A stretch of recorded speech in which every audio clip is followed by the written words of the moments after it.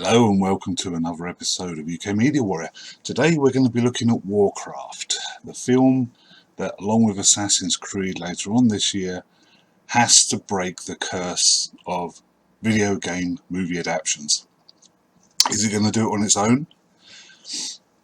No, unfortunately not. I think the problem that it has is that it's trying to cater a little bit too much for the fan base, the Warcraft game players.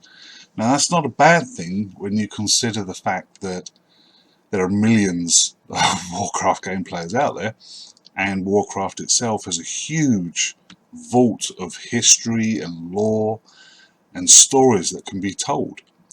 But I think it's a double-edged sword in that, yes, you have millions of people out there who are going to come and see your film, but equally, if you don't make it an open film that everyone's going to want to see, then you're going to lose millions of people who aren't going to come and see it or don't see it again. And equally, all of that rich story and knowledge and history and lore that is in the games Warcraft, you can't get it all on screen, but you can cherry pick bits that you want, but it might make you feel overwhelmed. What do I put on screen to please the fans and please people who have no idea what Warcraft is? Now, I have never played Warcraft. However, I do play or have played Warhammer 40,000, which is just a futuristic version of Warcraft. So I have a rough idea of how the orcs look and how they act and that sort of thing. Plus, I love fantasy films. I love fantasy novels. I read a lot. I watch a lot of fantasy films and TV shows and that sort of thing. So I'd like to think I have more than just a basic knowledge of the realm that this film is set in. Now, as a standalone fantasy film, it stands up. And it's fine. The effects are beautiful. I mean, the CGI is flawless. I was worried going into it after having seen the trailers that it would be CG heavy and the orcs wouldn't come across. But they do. All of the orcs do. And it's not... And the CG works beautifully. The cities, the environment, the magic especially it's eye candy on the screen. It really is. It's absolutely beautiful. So that all works. So my worry there was not founded, which is good to see. The acting, however, could have been a little bit better. It was certainly weak in places, especially on the human side of casting. Now that's not to say they're bad actors, but it doesn't come over as strongly as perhaps some of the orc actors do, which is weird when you consider these are actors who have this weird gizmos on their faces, so they can be later turned into orcs. I mean, that must be very distracting for the actors, but they do an amazing job. Another thing that I would question is they seem to pare down the story. There isn't a lot of story there. When you get down to it, it's very weak, really, the plot line. And it has been seen before. More than a few times, it's basically copy and paste from films we've seen before with plot lines. The main hero, Lothar, is a widower. He's lost his wife. He's only got a son. The son decides to follow in his father's footsteps and become a soldier, and the son dies heroically, leaving the father alone. How many times have we seen that in other films? So it's a little bit, as I say, copy and paste from other films. That aside, it's going to be an amazing film for Warcraft fans. They are all going to love it. And I would imagine they are just as vocal a fan base as any superhero fans are, Marvel or DC or whoever. So I'm sure we will hear from them how great the film is. However, as I said, for people who don't know the Warcraft games, who don't know the lore and the history and the stories, you're going to come out with a lot of questions and it's going to be confusing. For example, simply enough, some of the names in the film are hard to get your tongues around. I mean, one of the main characters is Ben Foster's character, Medivh, or I think that's how you pronounce it. See, this is the problem. I think it's Medivh. He's the main wizard, the guardian of the realm. Now, Ben Foster was other than Dominic Cooper, who's more of a TV actor. I know him from Agent Carter and his amazing casting as in Preacher, as the Preacher. So he's a fantastic actor. I love him as Howard Stark, and I love him as the Preacher. But put him here, and he doesn't really have the gravitas to pull off the role as this High King. He just doesn't. And he's one of only two people I knew, the other one being Ben Foster. Now, Ben Foster's a fantastic actor, and I think Medivh is possibly one of the strongest human characters in this film. But that's a weakness. You've got maybe half a dozen main human characters here, and only one of them really stands up. Lothar doesn't really work. He's the guy who plays Lothar, Travis Fimmel, who plays Ragnar in Vikings. Now, supposedly Vikings is a fantastic show. I've never seen it. However, he goes through this film as Lothar with the same expression on his face in every scene. He shows anger, happiness, being in love, all with the same dour expression on his face all the way through the film. And it really doesn't work. It's terrible. But then you've got Lothar's son, the kid. He once again, you don't feel any real loss when he dies. It's like, oh, okay, he's dead. We could see he was going to die. And there you go. He's now been killed by the orcs, which gives Lothar more of a reason to go killing orcs. They're there by the numbers, and that's annoying. It's almost like the director decided to put more time into the orcs and their story than he did with the humans. But this should really be a 50-50 film. The orcs are coming over from their now dying dead planet to take over Azeroth, and that's held by the humans. Or at least that's what they say in the trailers. However, you do see that there are high elves and there are dwarves, both of which are not used at all, other than for a couple of scenes for the dwarves where you see them in their mines creating the weapons, and they come over basically as weapons merchants, arms merchants. That's all they do. And the elves appear at a meeting, and I think that's it. So they've pared down this to being humans versus orcs, and they put all of their time into the orcs, building up the orc storylines, Durotan's family, and why Durotan decides to betray his people to side with the humans. That all makes sense. You're 100% behind him. You can see where he's coming from. You can see his motives make absolute sense. And it's all down to the actor who portrays him, Toby Kebbell. It's absolutely fantastic and makes this all come alive for you. So when he is betrayed by his best friend, you know, it fills you. It has an impact on you. Whereas all the things that happen to the humans, not so much. And there are a couple of other things that didn't really add up in the film. For example, Gul'dan, who's the head of the orcs, like a shaman, the big magic bad guy. He is obviously just plain evil. And yes, he is an orc, but he has been taken over by Fel, which, although it's not explained very well, in fact there are a lot of things in this film that aren't explained very well, the Fel seems to corrupt everything it touches, and if you use it, then you pay a high price. Now, Gul'dan has obviously been using this for quite a while. His eyes are green. Basically everything around him is green. It's like it gives off the green glow. But he's an orc in charge of all the orc horde, and yet he doesn't abide by orc tradition and honour. There are a number of scenes in the film where he basically just flaunts it. There's one scene in particular where Durotan decides to challenge him to try and show the other orcs how bad this guy is and to get leadership away from him, because he can see that Gul'dan is driving the orcs into the ground here. So they have the fight, and Durotan is basically outmatching Gul'dan because he's better fighter.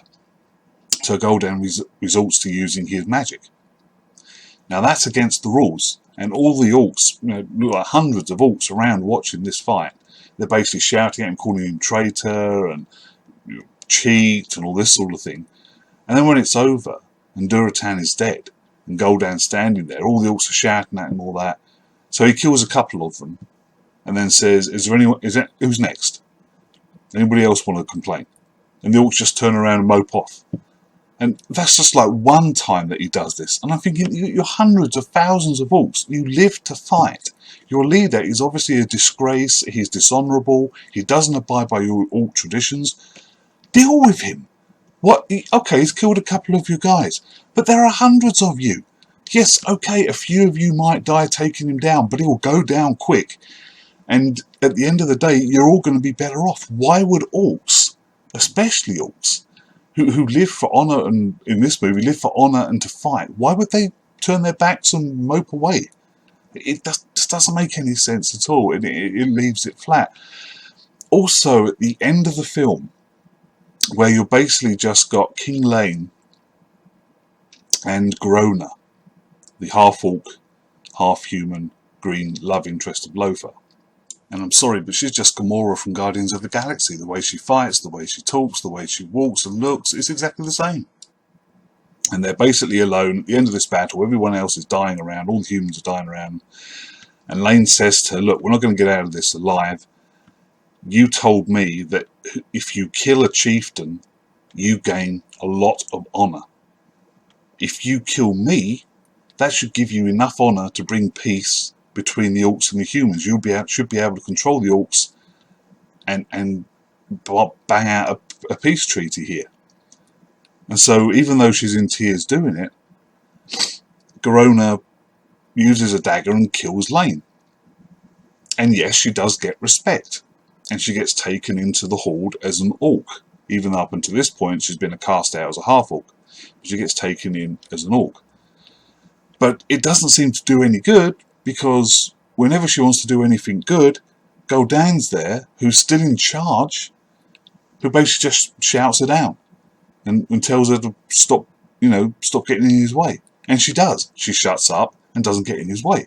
So you've killed off Lane, the king, one of the major human characters, for what now looks like no reason whatsoever, because the payoff hasn't happened. In fact, all it has done, because Lothar takes Lane's body back home, is to get all of the humans in all of the realms now allied together to fight the orcs. So it's actually made things worse. So it's just, these things just don't add up for a film that's supposed to be this good. Why did Medivh go bad? Where did he get the fell from? Now, earlier on, about a third of the way through the film, you find out that Gul'dan couldn't have opened the portal, the gateway between the Orc homeworld and Azeroth without help from the other side. So basically there's a traitor, a magic user on Azeroth who betrayed everyone to help the Orcs come over. And it doesn't take much really to figure out it's Medivh.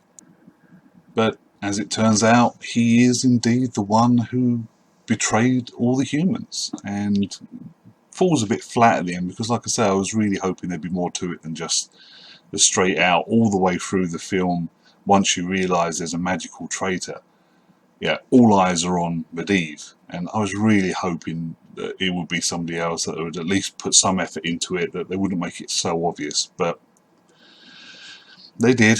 So it turns out that it was Medivh. He's been infected by the Fel, although you don't realise or find out how that happened or why that happened.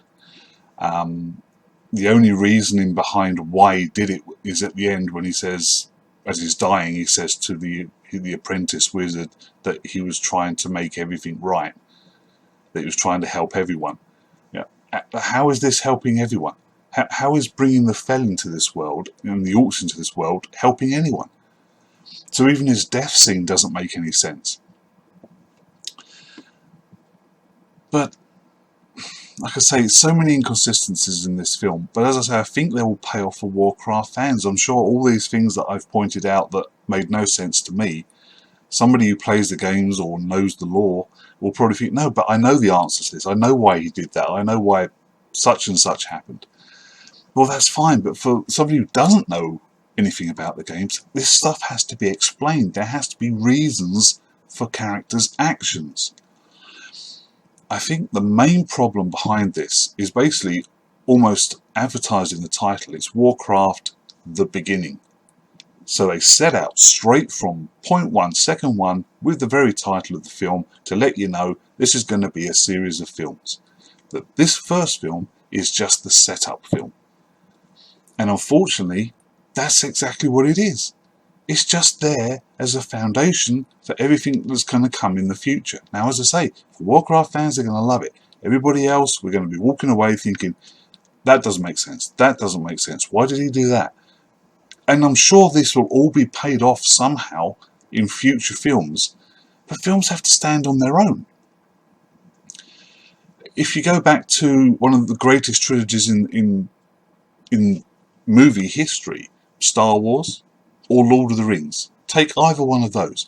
Each one of the films stands on its own as a good film in and of, encapsulated in itself. It doesn't rely on anything that's coming in the future. It just gives the audience a story with a beginning, a middle and an end. This film just gives you a beginning, a huge beginning. And they don't try and hide it, and it comes up cheap because of that. People are going to go, the fans of the games are going to go away salivating over what's going to come next, because they're going in their heads, it's going to be like a Game of Thrones thing.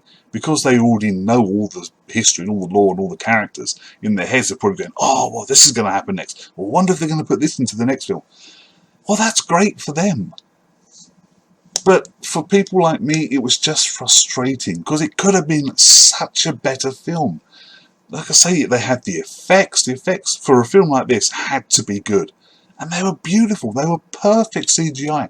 Couldn't have asked for better. The casting should have been better. The acting was, as I say, for the humans, not so good, and I didn't bond with the humans. For the orcs, it was amazing. I think every orc actor was absolutely acting their socks off. They're absolutely fantastic. And that shouldn't have happened. Plus, the dwarves and the elves should have had more of a look in, other than just appearing in the background at a couple of meetings. They should have fleshed them out a little bit. At least say, well, yeah, the dwarven realm's here, the elven realm's over there. This is like the treaty we've got with them, just to let the audience know how they worked within this human realm, which is all we concentrate on in this film. They even try and fit in a Moses scene at the end, where Durotan's son is put into a wicker basket and set adrift on the river by Durotan's wife just before she's caught and killed by Gul'dan's orcs who are chasing her after he killed off Durotan's clan. So once again, you're stealing from the classics there, but floats downriver for a few minutes before he's plucked from the river by a human. So that obviously pays into the next film, where I'm sure he would have grown up to be something like, perhaps something like an Aragorn, out of Lord of the Rings, where his father dies and he becomes this exiled chieftain who roams the wild and grows up in the care of another race.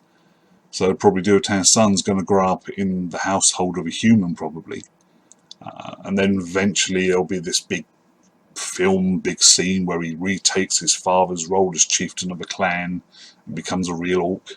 And probably that'll help cement the alliance between the humans and the orcs, maybe. I don't know. But that just felt a little bit press gangling there as well. But unfortunately, that's what most of this film is. Lots of great scenes. There's a bit of jumping around which doesn't help matters between location to location.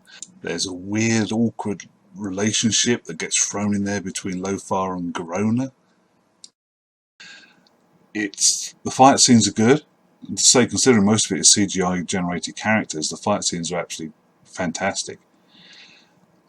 But Dominic Cooper, unfortunately, as I said previously, isn't really that great an actor in this film. The fight scenes you see him in, where he's wielding a huge sword, they just look slow and cumbersome, and if it was a real fight, he would have died like 20 times over by the amount of time it takes him to get the sword up and bring the sword down and parry an attack or whatever.